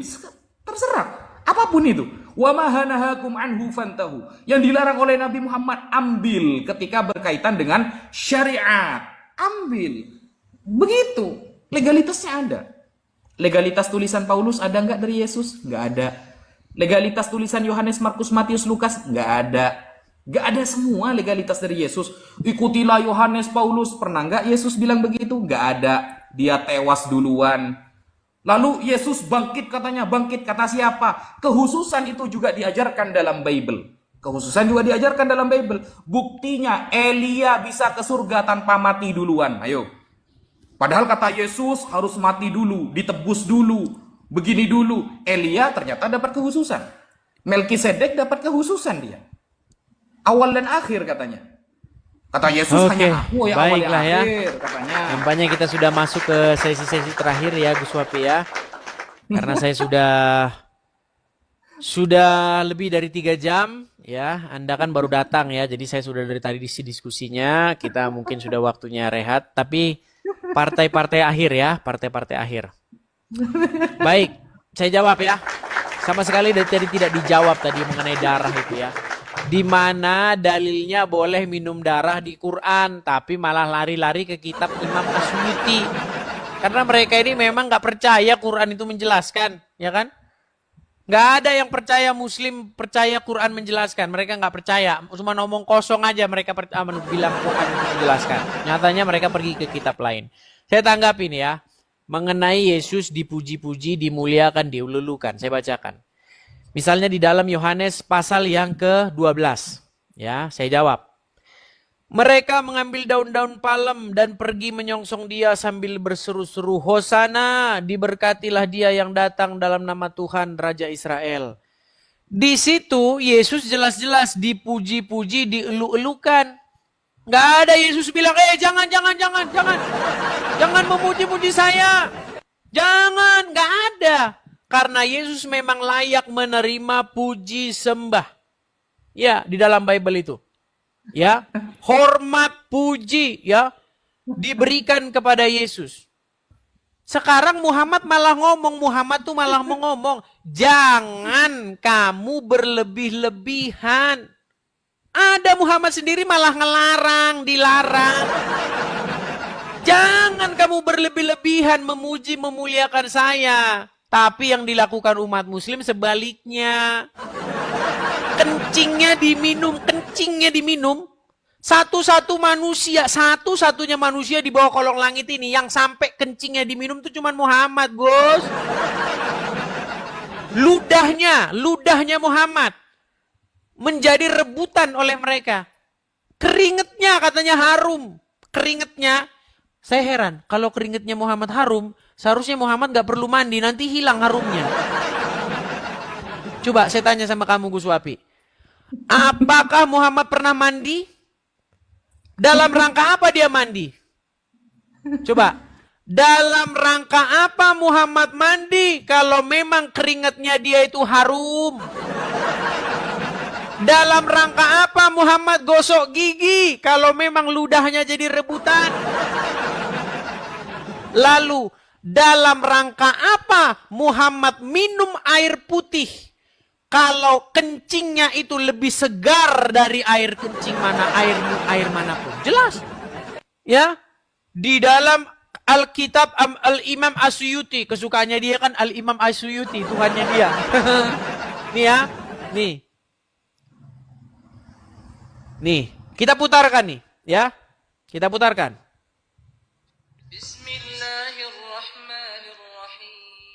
Nih. Di dalam kitab Al-Imam Suyuti dijelaskan Nabi Muhammad itu air kencingnya Nabi suci. Air kencingnya Nabi suci, nggak sama kayak air kencingnya kita, saudara-saudara. Pernah satu waktu Nabi Muhammad kencing, air kencingnya beliau taruh di satu wadah, beliau taruh di satu tempat. Nggak sengaja ada satu orang sahabat perempuan, dia nggak sengaja dia ambil itu wadah, dia minum. Ketika Nabi lihat, kenapa kamu minum? Itu air kencingku, kata Nabi Muhammad. Kata dia perempuan apa? Demi Allah ya Rasulullah, aku tidak pernah merasakan air yang lebih segar dari ini ya Rasulullah. Air kencingnya Nabi. Tuh, air kencingnya kan diminum, yang minum kencingnya bersaksi. Tidak pernah diminum air yang lebih segar daripada kencing Muhammad. Pertanyaannya, kenapa Muhammad minum air yang lain? Bukankah ada air yang lebih segar daripada air manapun? Nah, kenapa dia tidak minum air kencingnya sendiri? Jawab. Ya kan? Kalau memang darahnya Muhammad itu adalah penentu orang masuk surga dengan cara, makasih bang, makasih Api, makasih. Bagaimana dikatakan di dalam Al-Quran dikatakan bahwa darah tidak boleh dikonsumsi. Tapi ketika darahnya Muhammad diminum, dia bilang sama orang yang minum darahnya, haram tubuhmu disentuh api neraka. Tapi dalam hadis, apa dikatakan? Ketahuilah, sesungguhnya aku tidak tahu apa yang akan diperbuat terhadapku dan juga terhadapmu dalam Al-Quran. Quraisy Shihab ketika dalam acara berbuka puasa, menunggu berbuka puasa, Quraisy Shihab bilang begini, tidak benar bahwa Muhammad itu dijamin masuk surga, nggak benar. Yang menentukan orang masuk surga itu adalah rahmatnya Allah. Bagaimana Muhammad jadi sok tahu, saudara-saudara? Haram disentuh api neraka dan lain sebagainya. Berat. Aduh, gimana lah ini? Udah, Gus Wapi dah. Sesi terakhir lah. Udah babak belur Gus Wapi di sini. Ya, dah silakan Gus Wapi babak terakhir.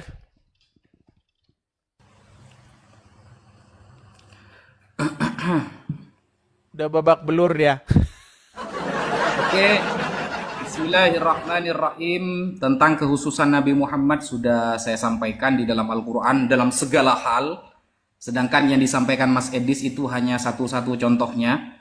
Jadi sudah terjawab teman-teman, tidak berat sama sekali. Kemudian seharusnya Mas Edis itu banyak belajar ke umat Islam. Harus banyak belajar ke umat Islam. Bukan kata saya, tapi kata para pendeta Anda. Para pendeta Anda mengatakan belajarlah kepada umat Islam. Begitu loh. Ini ya, sampai kan pakai dalil video tuh. Apa dikira saya tidak punya dalil video juga? Sama punya. Ini ya, kalau umat Islam ya zakat contohnya 2,5% per tahun dikasih ke fukoro. Kalau pendeta ya bayar perpuluhan untuk dirinya sendiri. Ini perbedaan antara sedekah dengan pungli, Mas Idris. Ini ya, kita sedikit ajarkan ya, sampai untuk belajar ke umat Islam. Namanya luar biasa. Ini ya. Supaya menurut saya kita harus belajar dari saudara-saudara muslim dalam hal memberi. Orang-orang muslim itu berani luar biasa, all out luar biasa. Satu orang bisa membuka rumah makan gratis.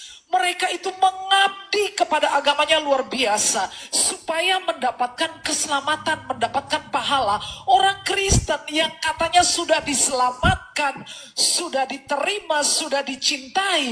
Tapi heran, pelitnya bukan main. Dibahas nggak habis-habis. Katanya kalau nyanyi seluruh hidupku milik Tuhan. Kasih 10% aja berbantah-bantah. Satu lagi ya, kelebihan orang Islam dari orang Kristen. Pelit cerita pun. Aduh, berat saudara. Berat. Umat Islam itu ya. Kamu harus banyak belajar ke umat Islam itu. Kita meskipun tidak ditebus dosanya, kita all out untuk membantu sesama umat Islam. 2,5% zakat aja untuk fakir miskin. Zakat untuk fakir miskin, bukan untuk pribadi pendeta. Bedakan ya antara sedekah membantu dengan pungli, Mas Edis. Kemudian Ini ya, di dalam surah Al-Ahqaf. Ini kan yang kamu bawa kan? Ini. Qul, katakan wahai Muhammad, ma kuntu bid'an minar rusul. Aku bukanlah rasul pertama yang kamu utus. Wa ma adri ma yuf'alu bi wala bikum. Aku nggak tahu. Aku ini akan selamat atau tidak, dan kalian juga. Aku nggak tahu kalian akan selamat atau tidak.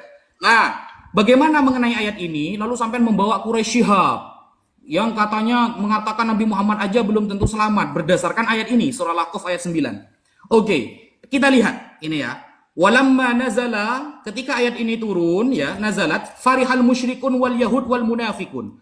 Orang musyrik, orang Yahudi, orang munafik senang, waqalu kaifa nattabi nabiyan la yadri ma yaf'alu bi wala bina. Bagaimana kita ikut seorang nabi yang dia saja gak tahu kita ini akan selamat, dia tahu akan selamat. Wa annahu la fadla lahu alaina, berarti gak ada bedanya dong dengan kita. Walaula annahu ibtada'a alladhi yaqulu lahu min tilqa'i nafsihi la akhbarahu alladhi ba'athahu bima yaf'alu bihi. Maka ketika mereka menentang bahwa Nabi Muhammad mengatakan keselamatan hanya milik Allah, keselamatan kalian hanya milik Allah, maka Allah turunkan ayat liyaghfira lakallahu ma taqaddama min dzambika wa ma ta'akhkhar, yang menunjukkan Nabi Muhammad dihapus oleh Allah dosa-dosanya, beliau akan selalu ada dalam keselamatan. Dan apakah ketika ayat ini turun mereka langsung menerima? Oh tidak.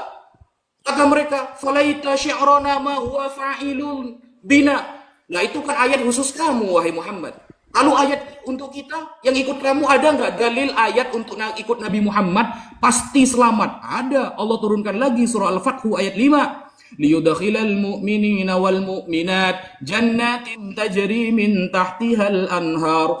Laki-laki perempuan yang beriman dan mengikuti Nabi Muhammad, mereka disiapkan surga yang di bawahnya mengalir sungai yang deras.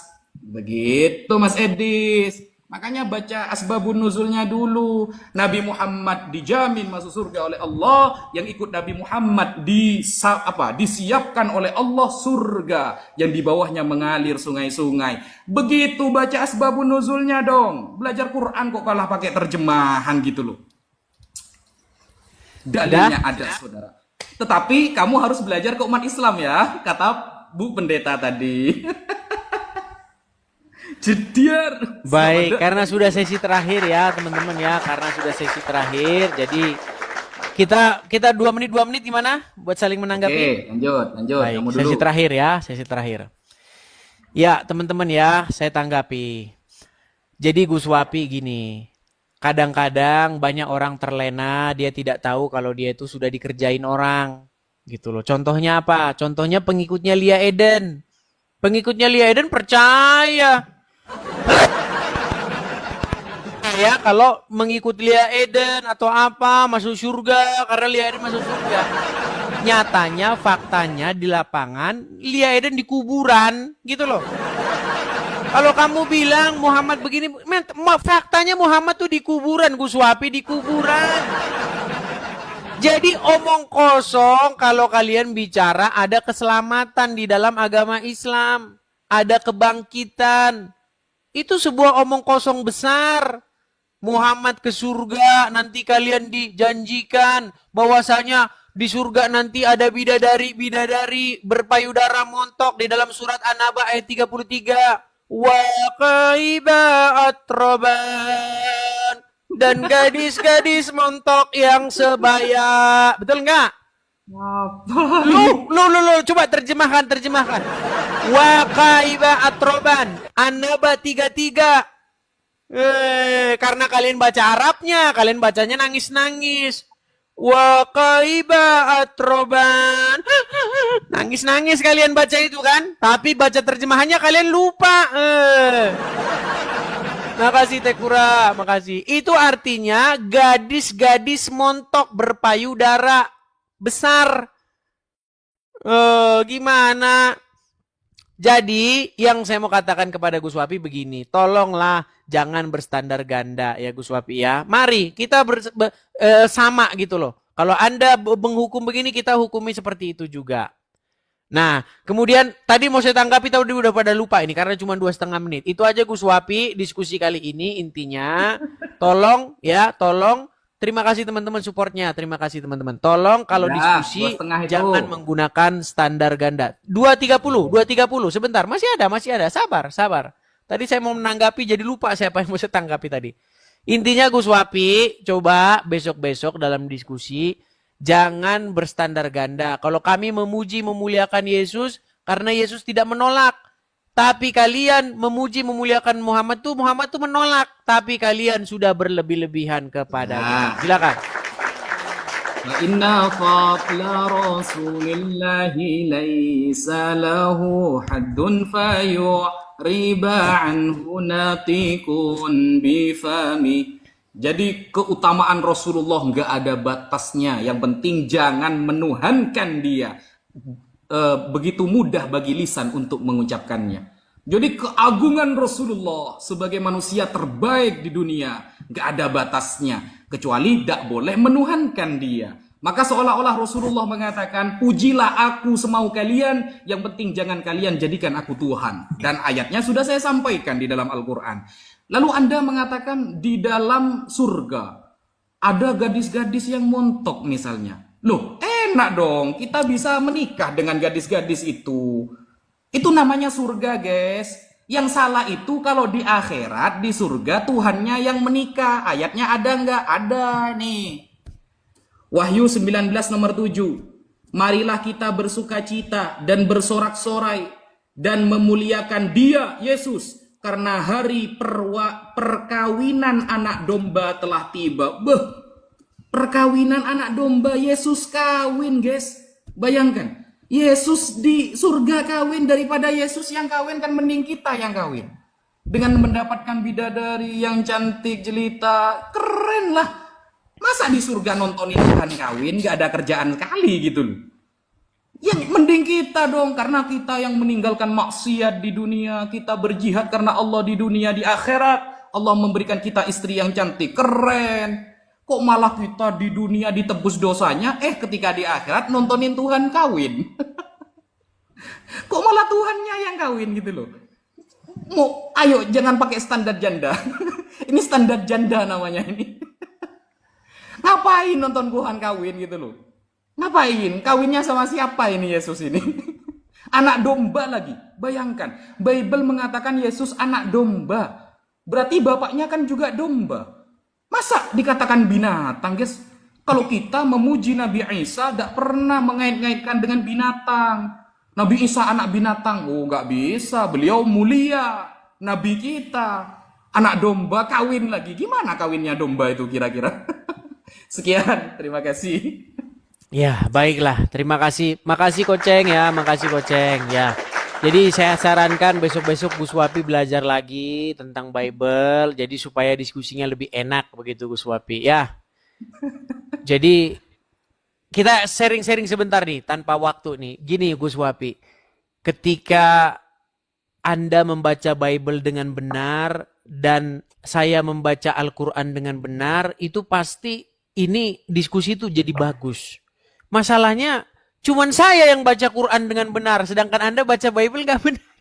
Ayo, gini aja, kita adu ya. Kamu baca Quran dengan bahasa Arab, saya baca Bible dengan bahasa Yunani. Gimana? Kita adu sekarang. Lebih fasih mana? Bukan itu yang dimaksud dengan benar.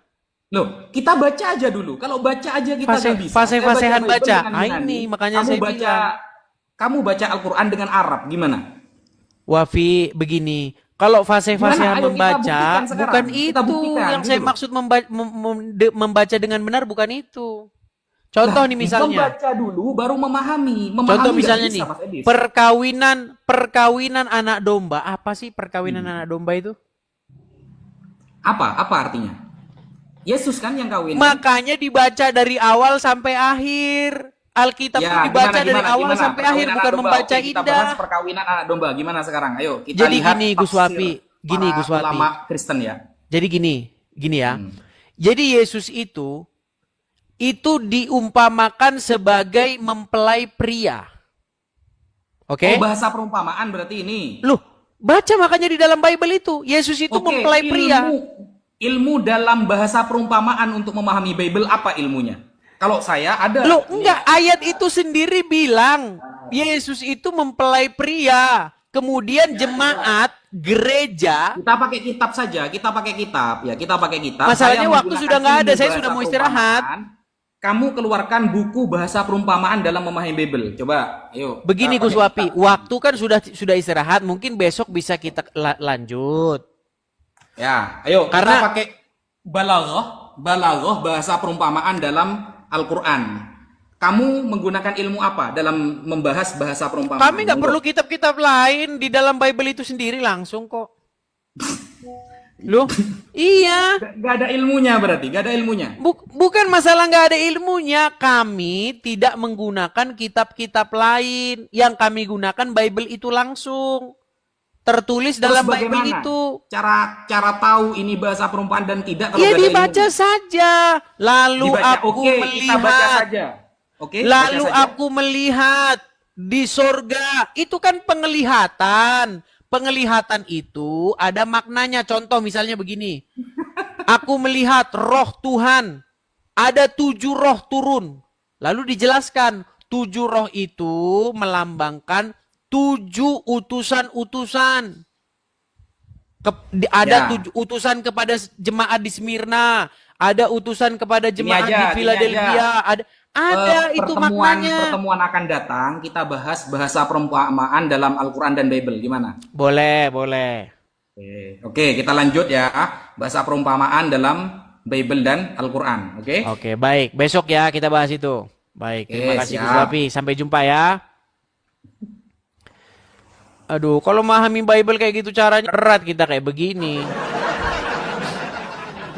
Jadi berbicara mengenai perkawinan anak domba, itu berbicara mengenai sebuah makna bagaimana nanti jemaat dengan Kristus itu menjadi satu.